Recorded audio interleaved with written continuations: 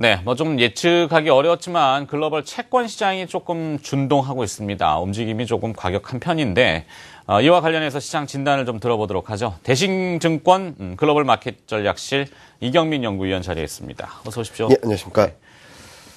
자, 이 주식 시장에 관심 있는 분들은 사실 채권 시장에 별 관심은 없거든요. 그냥 금리가 어떻게 되는지를 그냥 이렇게 귀로만 전해 들으시는데 채권 시장이 요즘 좀 변화가 있어요. 일부 해외 쪽의 전문가들은 유동성이 채권 시장에서 빠져나온다 이렇게 표현하던데 그러면 채권 가격이 이제 올랐다가 떨어진 거 아닙니까? 많이 올랐었는데 그렇죠. 그러면 채권 금리가 이제 올라가니까 어떨까요? 잔인한 5월이 돼버리는 건 아닌지 사뭇 5월 초인데 이제 시작이 조금 좋지는 않은데 글로벌 증시의 조정 포인트를 어떻게 지금 이경민 연구원은 보고 계시는지. 4월 중순부터 좀 변화의 조짐이 나타나긴 했었습니다. 국채 금리가 급등을 하고 코스피가 조정을 받는 과정에 있어서 하나의 요인만 시장에 미친 영향은 아닙니다. 그런데 4월 말 들어서면서부터 좀 흔들흔들하기 시작했죠. 그 이유는 글로벌 금리가 급등을 하고 그리고 한국 채권 금리도 상승을 하면서 그동안 주도주로 여겨졌던 증권 건설 업종이 굉장히 큰 폭으로 흔들리기 시작했습니다. 여기에 코스닥까지도 종목들의 변동성이 커지면서 시장 자체의 흐름이 좀 약화되는 모습을 나타냈는데요. 여기에 어제 같은 경우는 미국 경기 불확실성, 그러니까 무역 수지가 굉장히 안 좋게 나오면서 1분기 GDP 성장률이 마이너스로 될 수도 있다. 마이너스로 수정될 수도 있다라는 불안 심리가 커졌습니다.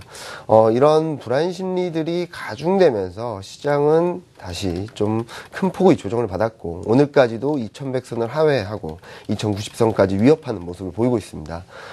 이런 부분들을 감안해 봤을 때 단기적으로는 변동성이 좀 잦아드는지 여부를 좀 지켜봐야 될 포인트라고 보고 있고요.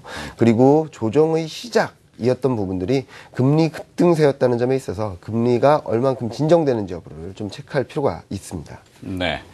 자, 이 선진국 금리들, 그러니까 보통 글로벌하게는 이제 세계 4대 채권 금리라고 얘기를 하죠. 미국의 이제 트레저리 본드라는 거, 그다음에 영국의 길트, 독일의 분트, 그다음에 일본의 JGB.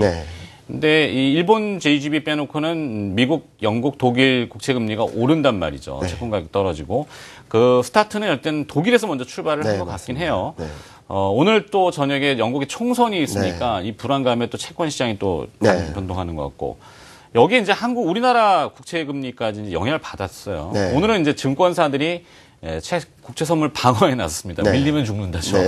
채권 가격이 더 떨어져갖고 평가손이 커져버리면은 증권사들은 채권을 많이 가지고 있으니까 하여튼 채권 시장을 좀 방어를 하는 거는 보이는데 우리 시장하고 연결 지었을 때 어떨까요? 앞서 말씀하셨듯이 금리 급등세는 한국뿐만 아니라 글로벌 전반적으로 특히 유럽 그리고 미국에서 좀 강하게 나타나고 있습니다. 그 시작점은 빌 그로스라고 하는 채권 왕으로 불리는 사람이 있습니다. 그 사람이 킹코에 있다가 지금 야누스 캐피탈로 했죠.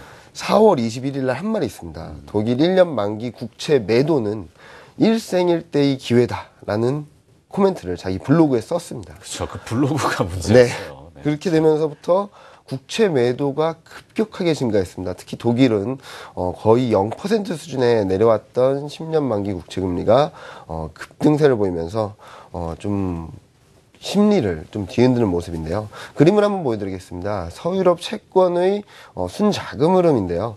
그동안에 채권 쪽으로도 자금이 계속적으로 유입되었습니다. 보시면 올해 들어서 매주 계속적으로 자금이 유입됐는데 4월 중순부터 급격하게 줄어들기 시작했습니다. 근데 여기서 서유럽이라고 했으니까 독일 쪽에서는 아마도 채권 매도세가 좀 강하게 전개되는 것이 아닌가라는 생각을 하고 5월 들어서의 지표를 보면은 그 매도 규모가 더 커지지 않을까 생각을 하고 있습니다. 이런 흐름들을 나타나다 보니까 첫 번째로는 독일 국채 금리가 0.075에서 0.453 오늘 종가를 기준으로 보면 0.5%를 넘어섰습니다. 그리고 이에 따라서 미국 국채금리도 급등을 하면서 2.2%까지 넘어서고 있는 상황인데요. 이런 부분들은 역시 시장 자체를 흔들 수 있는 변수고 단순하게 미국, 독일만의 이슈가 아니라 한국으로까지 이어지고 있습니다. 또 아이러니하게도 한국 국채금리가 급등하게 된 계기는 좀 여러 가지가 맞물렸는데요. 4월 말에 있었던 1분기 GDP 성장률 발표가 하는 예상치에 부합하면서 금리 동결 가능성이 높아졌고요. 그리고 곧 이어서 이주열 한은 총재가 국내 경기 회복 시그널이 감지되고 있다라는 코멘트를 하면서 국채 급등세가 연이어 나타나고 있습니다. 일단 독일 국채 버블 논란에서 독일 국채 금리 상승이 시작되었지만 이번 이벤트는 좀 과도했던 디플레이션 우려감 그리고 QE에 대한 기대감이 약화되는 것으로 볼 수 있지 않을까. 그러니까 이렇게 올라가는 거에 따라 가지고 시장이 단기적으로는 흔들릴 수 있습니다. 시장이 제일 안 좋아하는 것이 불확실성이고 변동성입니다. 그렇기 때문에 이렇게 마찰적인 요인으로 인해서 시장이 크게 흔들리는 모습을 보이고 있지, 이 지금 현재의 금리 상승 흐름은 그동안 벌어져 있던 금리와 펀더멘탈 간의 괴리가 축소되는 시작점이 아닌가라는 생각을 하고 있습니다. 네. 그림을 다시 한번 보여드리겠는데요. 그럴까요? 기대 인플레이션은 이전부터 상승했습니다. 그러니까 기대 인플레이션이 뭐냐면은 경기가 회복되면서 디플레이션에서 벗어날 수 있겠다라는 그런 심리가 반영된 지표인데요. 이 회색 지표가 올라갔음에도 불구하고 채권 금리는 수요와 공급에 의해서 계속 하락했습니다. 그런데 이런 과정들이 이렇게 벌어졌던 괴리가 축소되는 과정이 진행 중이다라고 판단을 하고 있습니다. 네. 채권 가격과 주가 상반된 성격의 자산 아니겠습니까? 네, 맞습니다. 이것이 동반해서 같이 지속한다. 이게 이제 이론적으로는 맞지 않은데 네. 이제 이례적으로 금융위기 이후에 네. 저금리, 유동성을 유동성 공급하면서 풀으니까, 예. 경기를 부양시키는 일환으로 주식시장이 이제 움직였는데 채권 시장도 같이 상승하고 주가도 오르고 네. 이것이 지속되기는 어렵다라는 게 이제 그들의 네. 생각인 것 같아요. 네. 뭐 빌 크로스가 됐건 네. 제니 옐런이 됐건 제니 옐런 연준의장도 이제 두 개의 자산이 같이 올라가니까 버블에 대한 조금 네. 경고를 했죠. 채권 시장이 일단 먼저 빠졌어요. 근데 주식시장도 같이 이게 같이 끌려 들어가는데 맞습니다. 이 채권 금리 상승세가 어떻게 지속될 거로 보십니까? 뭐 그럴 이게 가능성. 펀더멘탈을 반영하는 채권 금리 상승이 아니잖아요. 네, 지금 현재 보면은 펀더멘탈은 완만하게 상승을 하고 있었는데 채권 금리는 그에 반해서 계속적으로 하락을 했거든요. 그 원인은 앞서도 말씀하셨듯이 유동성이 워낙 풍부하다 보니까 주식, 채권, 환율 뭐 여러 가지로 상품에 자금이 이동을 했고 그에 따라서 채권 가격은 계속적으로 상승을 했고 반대로 금리는 계속적으로 하락을 해왔습니다. 이런 과정이 맞물려 가서 이제 괴리가 줄어드는 과정, 1차적인 과정이라고 볼 수 있겠습니다. 과도했던 기대가 해소되고 그리고 이런 부분들이 국채금리에 반영되고 있는 과정이라는 점을 감안해 봤을 때 앞서 그림에 보여드렸듯이 이게 어느 정도 축소되면은 독일 국채금리라든지 글로벌 금리 급등세는 좀 완화되지 않을까 생각을 하고 있습니다. 그리고 수급 측면에서도 한번 보여드리겠습니다. 그림을 한번 보시면요. 유로존 국채의 순공급입니다. 순공급과 QE 매입인데 4월 달에는 이게 갑자기 줄어들어 버렸죠.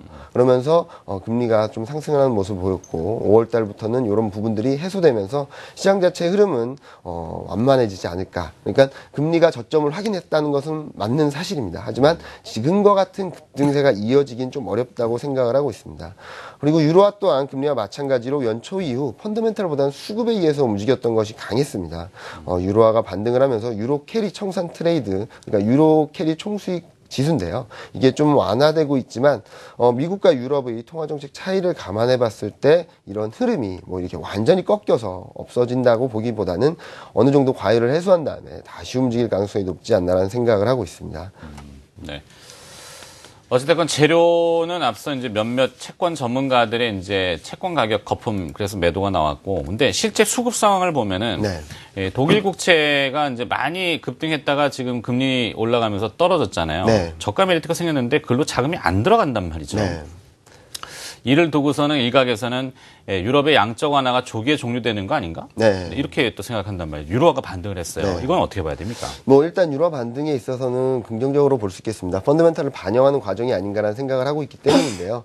따라서 일단은 뭐 아직까지는 자산시장에서의 그 유동성이 움직임이 나타나지 않고 있습니다. 보통 채권금리가 이렇게 상승을 하게 되면은 채권금리 쪽에서 자금이 빠지고 주식시장으로 이동을 해야 되는데 아이러니하게도 채권 수요는 어느 정도 유효한 가운데 주식시장에서의 자금 이탈도 같이 나타나고 있다는 점에 있어서 채권 그리고 환율 그리고 주식시장 다 같이 흔들리는 모습을 나타내고 있습니다.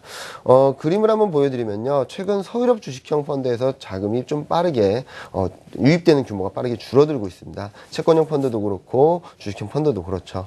이런 부분들을 감안해 봤을 때 당장 시장이 분위기 반전을 하기는 좀 어렵다. 하지만 여기서 포인트는 제가 앞서 말씀드렸듯이 펀더멘탈과의 괴리를 축소하는 과정이다. 그렇다면 앞으로 어떻게 될까요? 펀더멘탈을 반영해 가면서 시장은 움직일 것입니다. 이런 부분들을 감안해 봤을 때 그동안에는 유동성에 힘입어서 금융시장의 동반 상승세가 일어났다면 앞으로는 위험자산 선호, 펀더멘탈 강화 이런 흐름으로 이어질 것으로 보고 있고요. 그 계기는 다음 주죠. 5월 13일 유로존, 독일, 이탈리아의 1분기 GDP 성장률 발표가 되지 않을까 생각을 하고 있습니다. 유럽 경기 성장률 전망치는 계속적으로 상향 조정되고 있습니다. 경기에 대한 신뢰도만 한번 확인해 준다면은 시장은 다시 한번 주식시장으로 이동하지 않을까 생각을 하고 있습니다. 좋습니다. 마무리 져야 되겠습니다. 그럼 주식 투자를 하시는 분들한테는 어떤 전략을 제시해 보시겠습니까? 네, 금리 상승 과정에서 많이 빠졌던 종목들에 한번 관심을 가져보자라는 생각을 말씀드리고 싶습니다. 그림을 한번 보여드리겠는데요. 금리 상승 이후 한국의 업종 수익률을 보여드리는 차트입니다. 당연히 보험, 은행은 수익률이 좋습니다. 반대로 건설, 증권, 내수, 경기 민감주들이 부진한 것이 사실인데요. 여기서 주목할 부분은 금리 상승의 가장 큰 수혜주라고 할 수 있는 보험업종이 미국하고 유럽에서는 상승하지 않고 오히려 언더퍼폼을 하고 있습니다.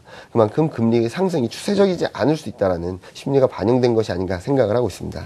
따라서 5월 중순을 기점으로 금리 상승 기조는 완화되지 않을까 전망을 하고 이에 따라서 크게 하락했던 그리고 기존 주도주였던 건설, 증권, 화학업종에 대한 역발상 투자 전략이 필요한 시점으로 판단을 하고 있습니다. 잘 들었습니다. 마켓 진단 들어봤습니다. 금리와 주가. 네, 대신증권 글로벌 마켓 전략실 이경민 연구위원이었습니다. 고맙습니다. 네, 감사합니다.